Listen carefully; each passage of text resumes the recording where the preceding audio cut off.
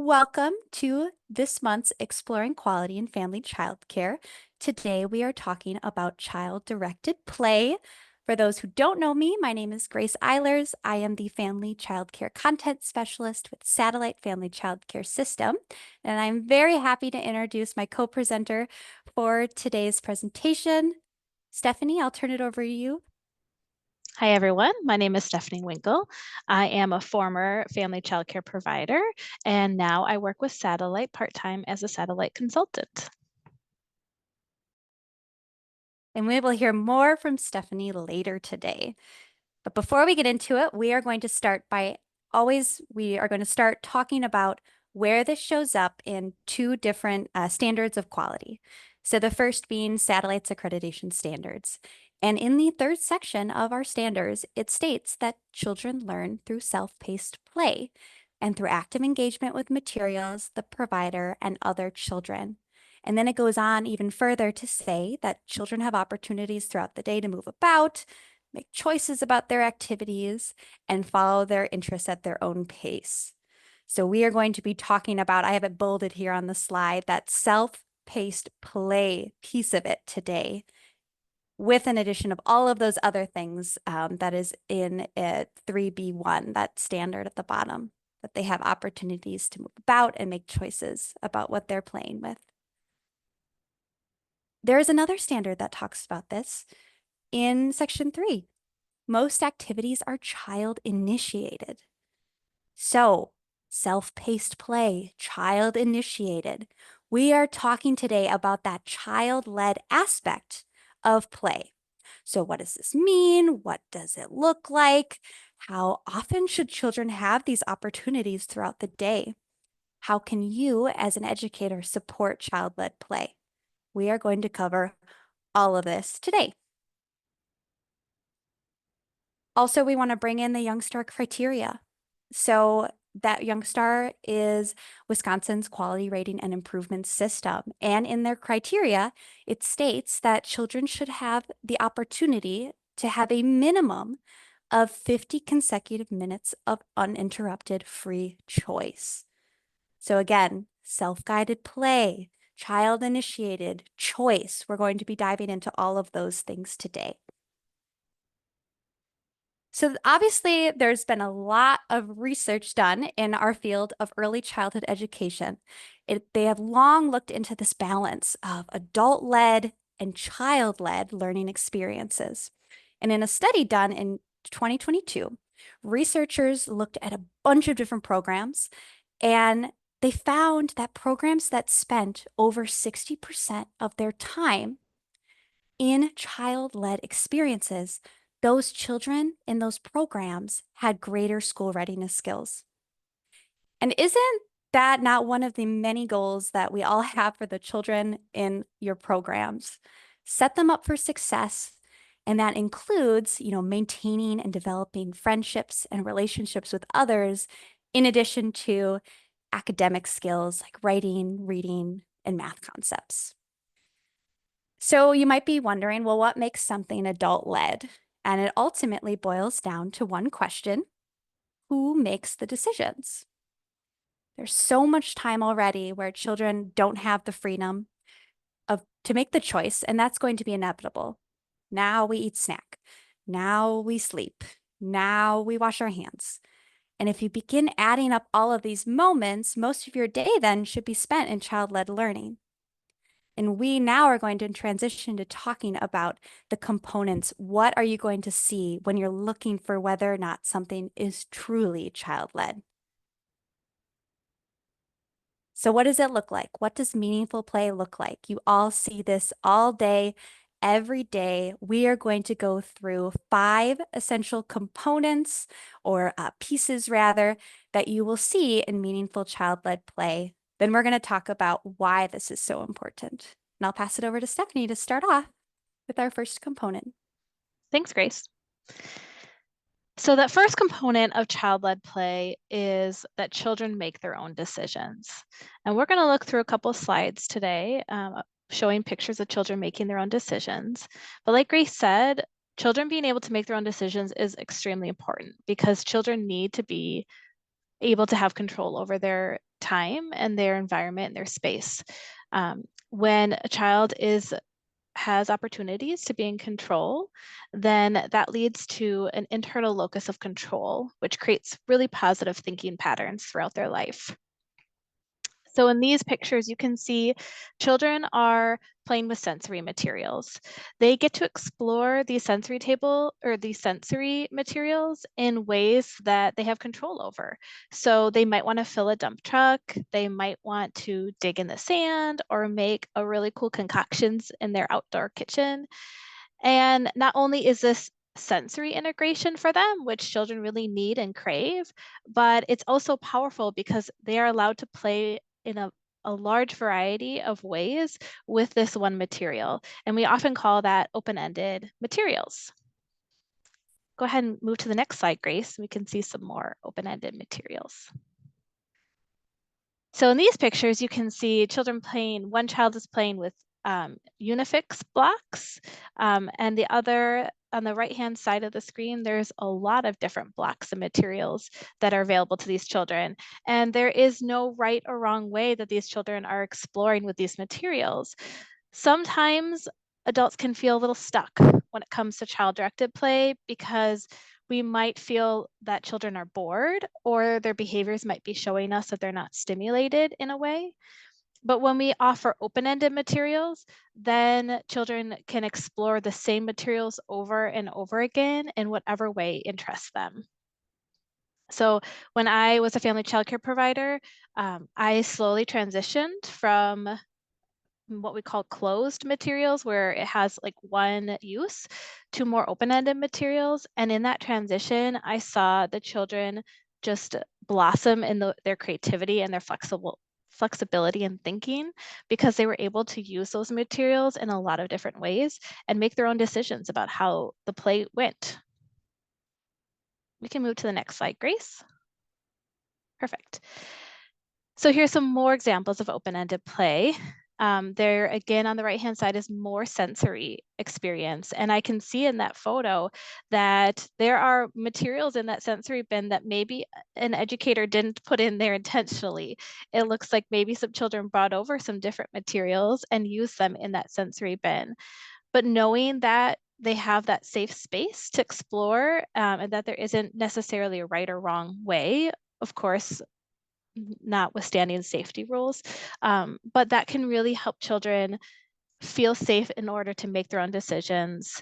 It helps children to know that they have space to like try out and fail in different ways, which again lets them feel like there's a sense of control. So when children have the opportunity to have open-ended materials and the space and the time to explore them, that really allows them to make their own decisions. You can go to the next slide, Grace. And thank you, Stephanie. Wait. And many of the photos that you will be seeing throughout today's presentation are of satellite programs, family child care programs. So now we're on to the second component, and this is that children are intrinsically motivated. So that means that the motivation to learn and to do comes from within. So internal motivation. And children come into this world, you see this, they have a drive to learn and grow. It is just a basic human instinct. And it's only after learning experiences that humans begin to turn to these external motivators for learning and behavior, such as adult praise or maybe a tangible reward. And you will see that this intrinsic motivation and play and learning about the world, about science, about math and literacy is done when children are engaged in meaningful child-led experiences. And as an educator, you might be wondering, how can I support this intrinsically motivated component of children's natural inclination to play? And you can do that by doing things like noticing it, acknowledging children's feelings, and sharing in their excitement and their discoveries. So an example of that might be, wow, you did it, instead of great job. Do you see the difference there? When you say something like, wow, you did it, You are acknowledging the effort that was put into doing something that's coming from within the child. And when you say something like great job, which don't we all just want to naturally say that to show that we support that child, but it's a different context where if when you say great job, you are praising the child, which is an external motivator. So there's differences there, and you'll see this reflected in children's meaningful play, is this motivation from within. You could also say things like, look what you made. You look so proud. Or even asking the child, how do you feel? When clearly they are showing so much joy and excitement in their face. Now I'll pass it on to you, Stephanie, for the third component. Okay. So when children have that intrinsic motivation and that self-directed or the control, they get to make the decisions. Then we end up with this environment that the children are immersed in, that they can become immersed in a moment. And what we mean by this is that they almost lose track of time and space. I think about this when you think I see a child really create an elaborate game or pretend play where their play could go on and on and on, and they really feel like they are in that moment. They might be like this child on the right from Honey Pie Nature Play School. She might actually feel like she is the chef in a kitchen. And that when we see that, we know that children are really immersed in their moment. And they can usually only do this when they feel very safe in their environment. And so that means that you as an educator are creating an environment where they are allowed to experiment and try new ideas and investigate the laws of nature through their play. And when they know that they have a long period of time to have an uninterrupted play. We have said that a couple times now, but really that's an important component of child-directed play because it does take them a little while to get into this immersion of play, and so they need that time of uninterrupted play in order to do that. I love this picture on the left of from Sarah's Little's Adventures in Play School. You can tell that these children are really immersed. They've brought over other materials to create some sort of game, I would guess, or some sort of play. They've got scissors there, and they are working hard to make whatever they have in their head come alive. Go ahead to the next slide, Grace. Thank you. These are more pictures of that immersion into play. It takes a lot of time to problem solve and to work together, like the children on the left-hand side, to create a ramp for their bike to fit through. That takes a lot of communication practice, flexibility, that sitting with some uncomfortable feelings when maybe some blocks get knocked over. And on the right-hand side, this child is really immersed in whatever they're doing with those magnet tiles. It looks like maybe they're stacking it and they've putting things in there.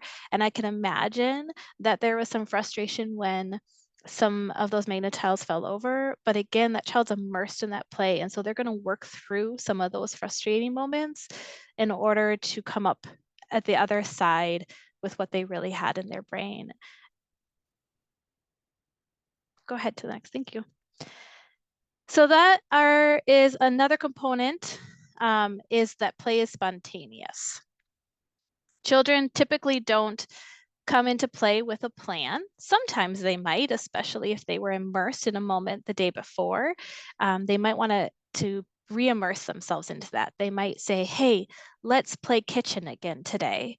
But sometimes they come into play completely spontaneously without a plan. And this allows for them to have flexible thinking. Or sometimes maybe they had that plan of let's play kitchen again, and somebody in the middle of the play decides a superhero needs to come in. And children have to be flexible when that happens. And so it really allows them to practice that flexibility. As an educator, the way that you can support this is that you're going to be intentionally planning and preparing the environment with materials that allow for spontaneous play. And again, setting up an environment that allows for the safety of a child to be spontaneous and pick and choose what and who they play with.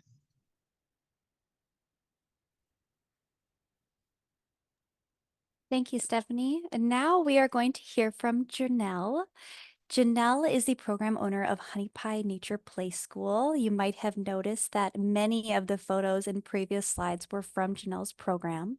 And I asked her this question: how do you plan experiences in your program? And this was her response. How do you currently plan activities in your program? So is it mainly based on the environment and what you put in your Yeah. space? Yep. Okay. So Danita Dinger has influenced my planning quite a bit. I've attended quite a few of her trainings, and she's very much play-based as well, child-led, child-directed. So I do have kind of like a template that I use, um, and I use that the month. So every Monday at the end of the day, their after our day of play and learning and everything, I use that template to kind of create plops throughout the environment. So I'll place something to support language and literacy. Think of us, if were singing a song, which they're always singing songs.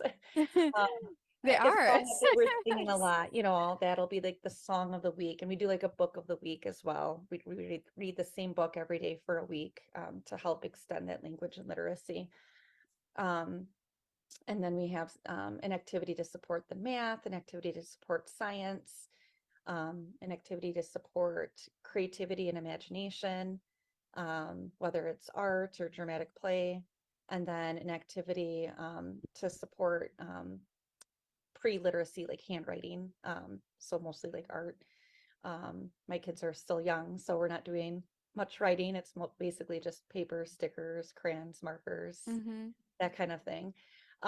So yeah, so it's based off of what I see that Monday happening. And then making sure I have those things in my environment and making sure I have things accessible that maybe they might build off of.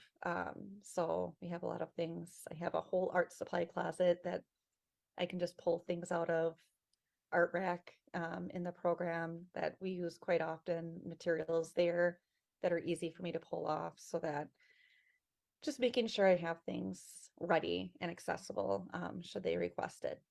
It is amazing to me how, from the outside, if you're not aware of how much planning goes into an environment and the space, just the intentionality that you can Sure. have, I just feel like that's not as widely known outside of the early childhood field. Yes. So it's Yep. important to let parents know Oh it may yeah. look like this is a playroom, but it's not. There's so much learning happening here, and it just sounds like you're so intentional with everything you're putting in there and Yeah. making Yep. sure you're touching on every area of development that you Yep. can.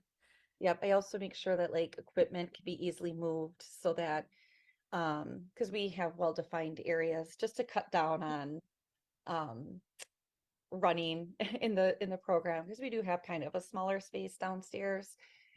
And because we are a mixed age group too. So I try to make the areas well defined, but then at the same time, make it so that if one day, and this actually happened for the first time in a while, they were doing large group play, just naturally. They all wanted to play with Magna-Tiles. So I make my space available that we can move like the bookshelves, remove the tables to open up the space a little bit more.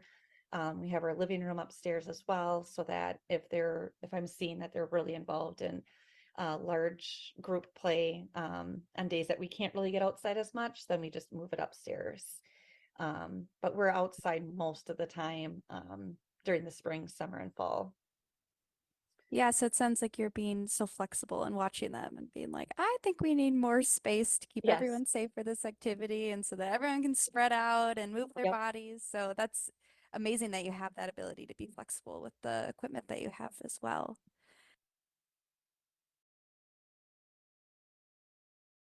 I wonder if any of you noticed, I originally asked her, how do you plan activities in your program? And I felt when I was listening to it back those experiences, learning experiences and activities have two different meanings.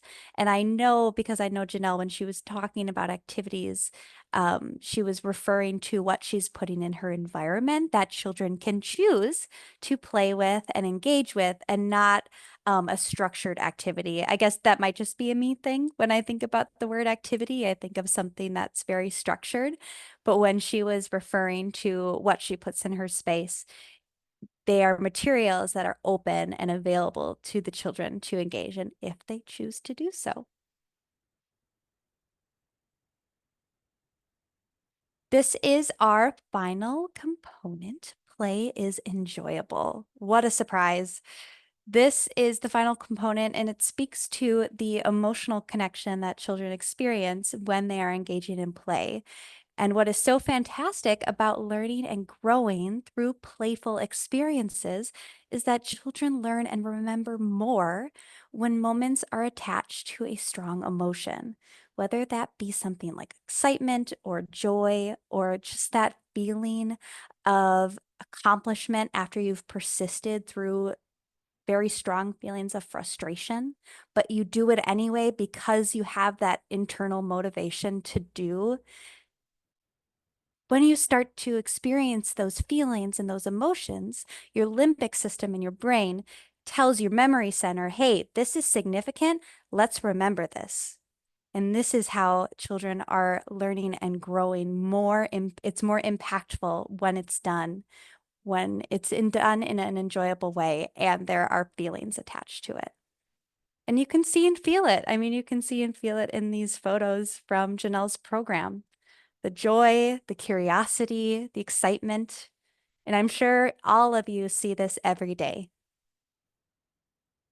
And now we are going to watch a video compilation of some fantastic videos from Sarah's Little's Adventures in Play School. Would you like more desserts? Here, Mom. Can I tell you something? So can I go make dessert for you tomorrow?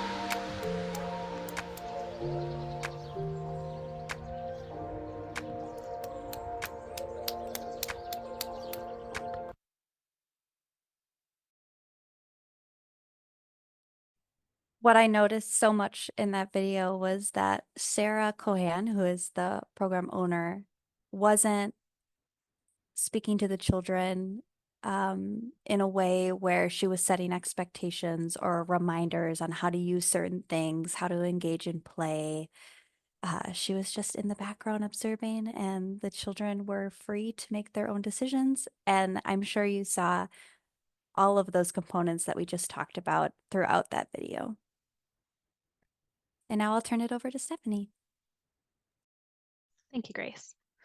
I loved the part where the children were coloring with chalk on the climber. It just shows that they have that safe space to explore. So why is play essential for children's development? Play really is the same as children needing sleep and water and food. They really need to have play, and that play needs to be self-directed. Sometimes we call playful experiences play, but true play is really that self-directed piece. Research has shown that when children don't have self-directed play, they don't have control over their play, that will lead to an external locus of control, which means that children will grow to learn or to believe that things happen to them and that they have no control over their life. And if you grow up believing that you have no control over your life and things just happen to you and you don't really have control over what happens in your life, that belief can cause depression and feelings of helplessness and anxiety. And I think we can all agree that that's not what we want for children to grow up believing or to grow up feeling. So we really want that self-directed play because it allows children to practice flexible thinking, problem solving. It gives opportunities to sit with frustration and anger when they're problem solving, when they maybe have some failures in there. It helps give them opportunities for conflict resolution, communication skills, and sometimes children process hard moments in their life through play. It's ways that they can process grief. It's ways that they can process little moments where they might be working through hardship, like having a new sibling join them.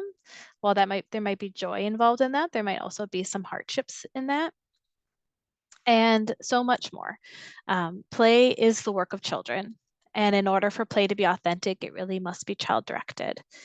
So our role as an educator is to set up that environment, both the physical and the emotional environment that supports children's autonomy and their self-directed play. And I think Janelle really said that best when she talked about setting up the environment. She's so intentional with that. So now we're going to listen to Peter Gray. He is a leading researcher in play. He's written 5 books about self-directed play in education. His most popular one is called Free to Learn. He's also written a textbook, and he's co-authored a research book on anthropology. So he really makes his life about play. We're going to watch 9 minutes of a 13-minute TED Talk where Peter Gray describes the research on why play is important from a biological standpoint. Here's the sad news. Here's really what I'm here to talk about. Over the last 50 to 60 years, we've been gradually taking that gift away. Over this period of time, there's been a continuous erosion in children's freedom and opportunity to play, to really play, to play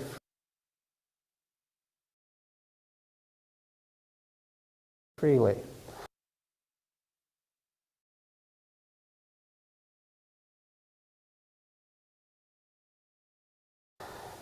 This has been documented in various ways by historians and social scientists, and I'm old enough that I've seen it in the course of my lifetime. In the 1950s, when I was a child, we had ample opportunity to play. We had school, but school was not the big deal that it is today. Some people might not remember, but the school year then was 5 weeks shorter than it is today. The school day was 6 hours long, but at least in elementary school, 2 of those hours were outdoors playing. We had half-hour recess in the morning, half-hour recess in the afternoon, a full hour at lunch. We could go wherever we wanted during that period. We were never in the classroom more than an hour at a time or for 4 hours a day. It just wasn't the big deal. And homework for elementary school children was essentially unheard of. There was some homework for high school students, but much, much less than today. Out of school, we had chores, some of us had part-time jobs, but for the most part, we were free to play for hours a day after school, all day on weekends, all summer long. I like to say that when I was a kid, I had school and I also had a hunter-gatherer education. At that time, you could walk through any neighborhood in America, almost any time that school wasn't in session, and you would find kids outdoors playing without any adults around. Now, if you walk through most neighborhoods in the United States, what you find, if you find kids outdoors at all, is they're wearing uniforms, they're on some kind of manicured field, They're following the directions of adult coaches while their parents are sitting on the sidelines cheering their every move. We call this play sometimes, but it isn't by any play researcher's definition. It's not really play. Play, by definition, is self-controlled and self-directed. It's the self-directed aspect of nature, of play, that gives it its educative power. Here are some of the reasons why play has declined. One, of course, is the increased weight of school. But an even more important reason, as important as that one is, I think an even more important reason for the decline of play has been the spread outside of the school walls of what I call a schoolish view of child development. The view that children learn best everything from adults, that children's own self-directed activities with other children are wastes of time. We don't often say it that way, but that's the implicit understanding that underlies so much of our policy with regard to children. So childhood has turned from a time of freedom to a time of resume building. Another reason, of course, has to do with the spread of fears, really mostly irrational fears, spread by the media, spread by experts who are constantly warning us of the dangers out there if we don't watch our children every minute that they're out there. Many people recognize the absurdity of some of these extreme fears, but yet once we get them in their head, it's hard to shake them. I know many parents who would love to let their kids play outdoors, and they think it would be great to, but they just can't get rid of that idea. In addition, there's a kind of self-generative quality to the decline of play.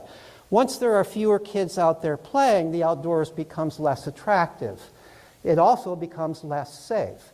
So that kid who does go outdoors finds nobody to play with and goes back inside. Now, I don't want to romanticize the 1950s. There's a lot of ways in which we're a much better world today than we were then. But we are a much worse world for kids.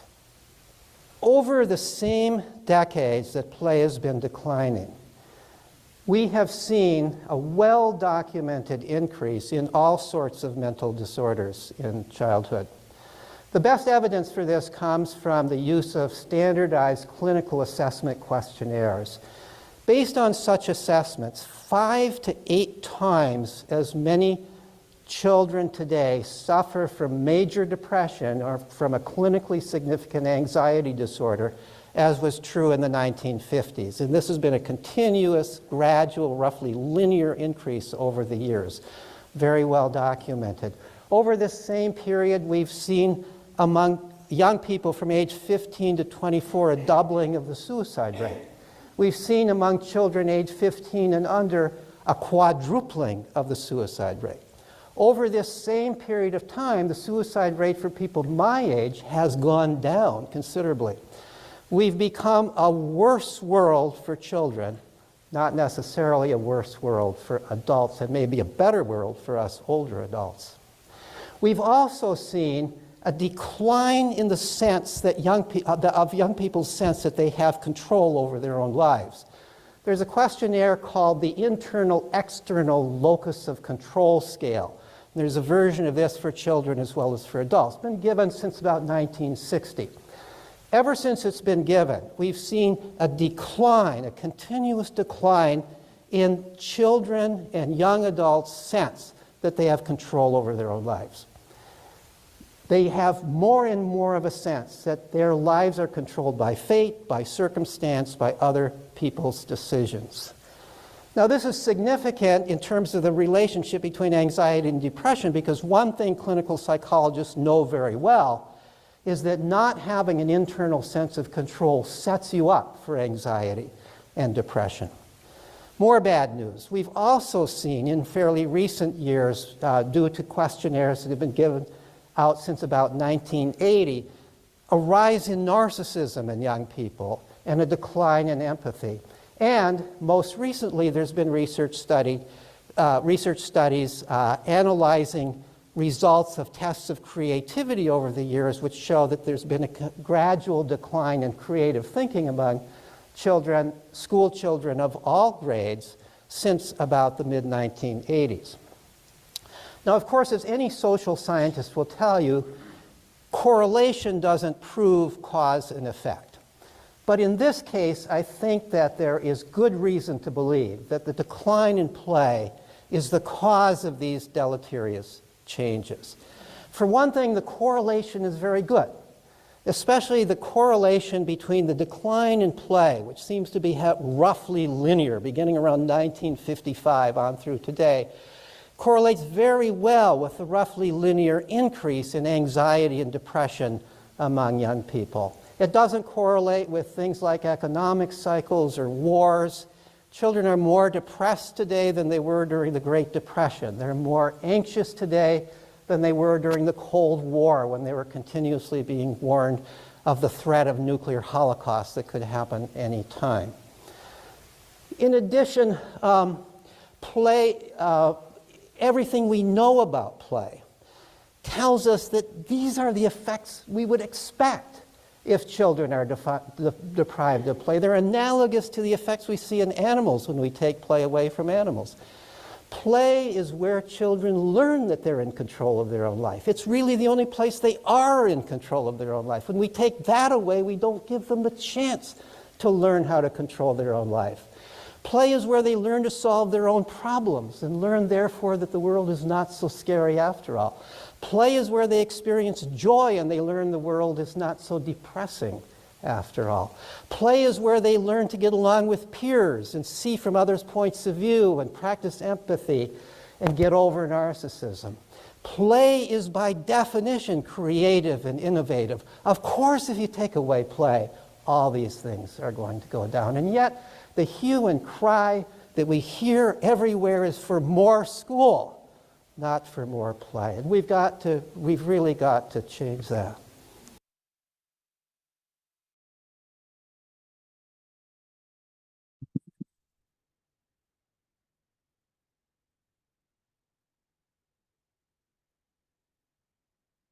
We can't watch the whole video today, but I will send it out for those who are interested. I'm also really excited to let you know that Dr. Peter Gray will be coming to do one of these Exploring Quality in Family Childcare on November 19th, which is a Tuesday from 1 to 2. He'll be here, he'll be able to ask questions. But yes, I think he really sums up so well in one video why this is so critical in early childhood and all of those components of child-led play that we were talking about before, why this is so impactful. Did you want to say anything about this video, Stephanie? You said it all. You did a Okay. great job. So you might have listened to that video where he was talking about adult supervision, and you might be wondering, well, how does this relate to me as a child care professional? Because I have to supervise children. This is part of licensing. It is part of being a high quality child care program. And that is a great question to have. And I think when I asked this question to Janelle, I think she sums up how well you can offer children uninterrupted child-led experiences while still maintaining active supervision. And I will let Janelle speak for herself because she does it so beautifully. All right, well, thank you so much, Janelle. My first question for you is, how are you present during children's free play? So best way I describe this to families is I'm there, but I'm not there. I am present, obviously, physically and sight and sound. But I'd like to take a step back so that I can really do my job, which is to make sure that the children are safe, but also watch them, observe them, take mental notes, physical notes, because we're a play-based program. Our programming is based off of their development and off of their interests. So my job in my program is just to kind of stand back, kind of take it all in, watch them, listen to them, step in as necessary. If conflicts arise between the children, I kind of still try to bite my tongue and stand back and see if they can handle it themselves. Obviously, younger kids might need a little bit more help or suggestions, might need some modeling from me, but I just kind of wait and see where they take it, and then intervene as necessary. I use the environment as a third teacher.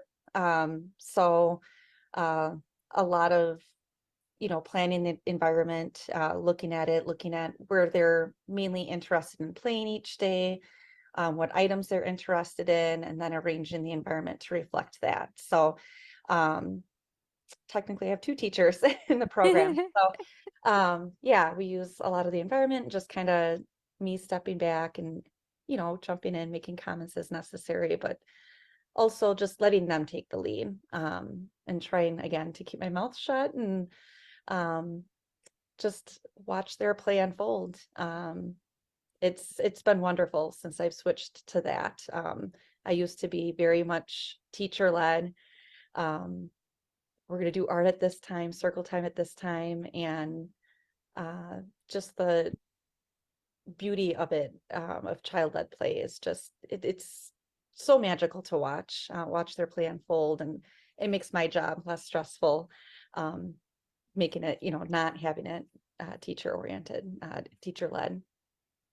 Yeah, and for those who will be watching this, I have seen Janelle's program, and the children are so engaged, and the atmosphere is calm.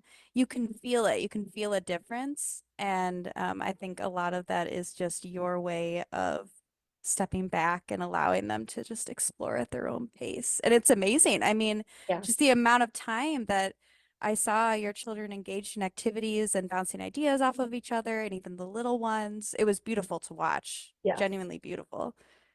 Yeah, I was just telling parents last week, we were off for almost 2 weeks during winter break, and that Monday coming or Tuesday coming back, day after New Year's Day, I was so nervous. I'm like, oh gosh, they were going to be out of routine and they're going to be crabby and tired, and but they weren't. I mean, they came in happy as can be. We had a few that were a little tired, but after 5 or 10 minutes and more kids arriving, they just jumped right back into their play like not even a day had passed. Yeah, I'm sure they missed all of and their they did. materials. Yes, they did. And we had new materials out too, so that made it a little more interesting for them. But yeah, I mean, I have mostly 2s and 3s, and you wouldn't be able to tell because they play so well together. And I think a lot of that is because again, just me stepping back, letting them take the lead, setting up the environment to reflect their interests and their needs and their development, and just being there when they need me. So Yeah, and you provide that flexibility for the little Yeah. ones too, yeah, who are not necessarily ready to engage fully in a full-blown teacher-led activity. yeah, They just rather do their own thing and play Yep. and watch others and observe. So it's beautiful to watch. Thank you for sharing. yeah. I see some great questions coming in the chat, and we will get to those. So I'm holding those, and we're going to get to them at the end. But before we do that, we are going to take what we've just been talking about and turn it into something that most of you already have in your brains. How can you articulate what children are learning when they are playing are engaged in different types of play? And this is a resource that is on the Erickson Institute's Town Square. That is a printable resource that you can hand out to families. And we are going to quickly go through this together. And I'll pass it over to you, Stephanie, to start with blocks. Thanks, Grace. Do you think for time we have time for people to put in chat, or should we just go through? I think we have time. Okay, great. So this will be a moment where you guys can all help think through when a child or children are playing with blocks, what are some skills that they're learning, and what are some developmental things that they're learning? And you can go ahead and put them in the chat. We'll see how many we can come up with together.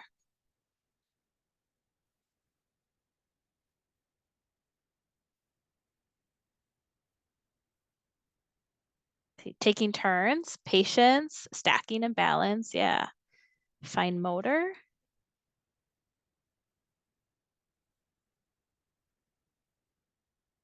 Imagination. Small motor.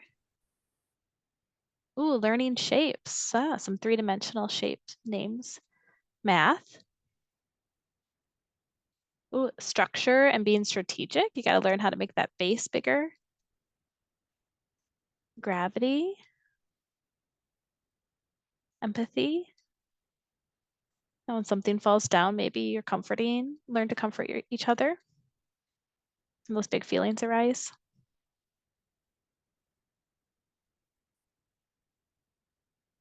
Any others?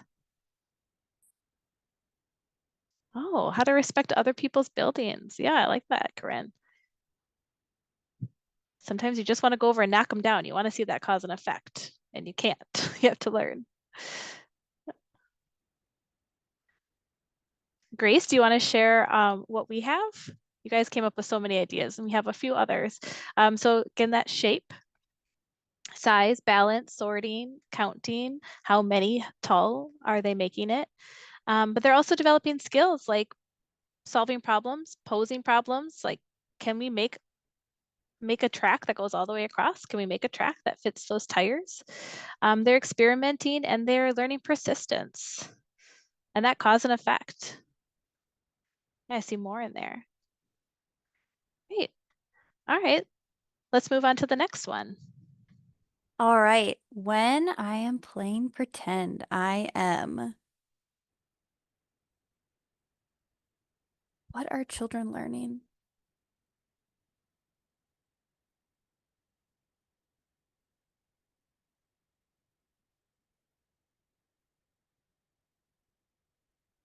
Processing emotions. Imagination, yep.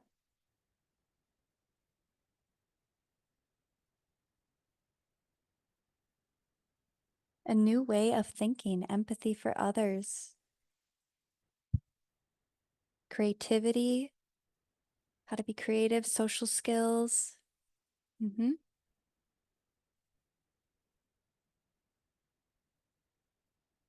Great. You all have all of this in your brain already. Make sense of their world.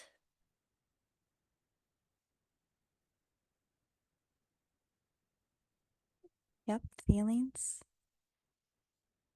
They're learning about who they are and the perspective of other people. So those are things that have already come up in our chat. Developing skills in risk-taking, imagination, planning, language, and negotiation. Okay, let's do the same thing, but with playing with art materials. And in particular, I like the wording playing with art materials because art should be about play and exploring.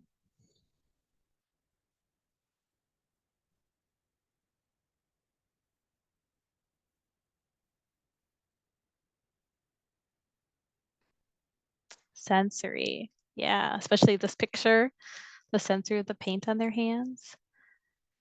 Sociably emotional, sociable, emotional, and creative. Getting messy. I love messy art. All day, every day. Got that creativity again. Oh, primary and secondary colors. Yeah, that's the best way to learn it, is when you get to mix it yourself. Concentration.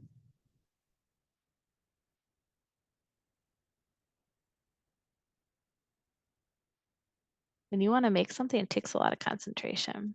Yes, we've got spatial relationships, measurement, pattern, different ways to express yourself, symbolic thinking, communication, fine motor, observation, expression. There's so much we learn through art.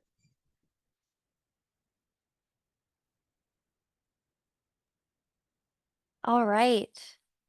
Now we have when I am playing with sensory materials, I am. And I think for the sake of time, Stephanie, I am going to go quicker through these so we have enough time to talk about our exciting time study that we'll send out to folks.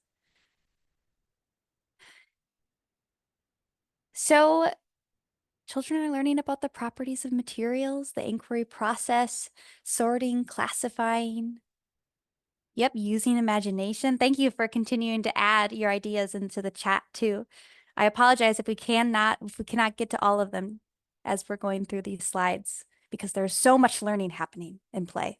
Can't even capture it all. Using my senses, sharing. As an educator, you might say things like, what does it feel like? What does it look like?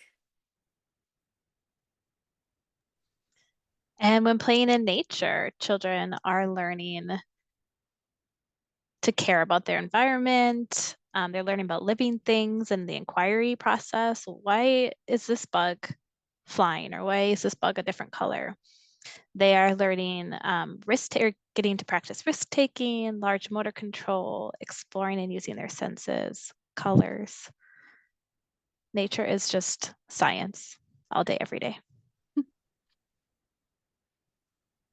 When I am playing with stories and books,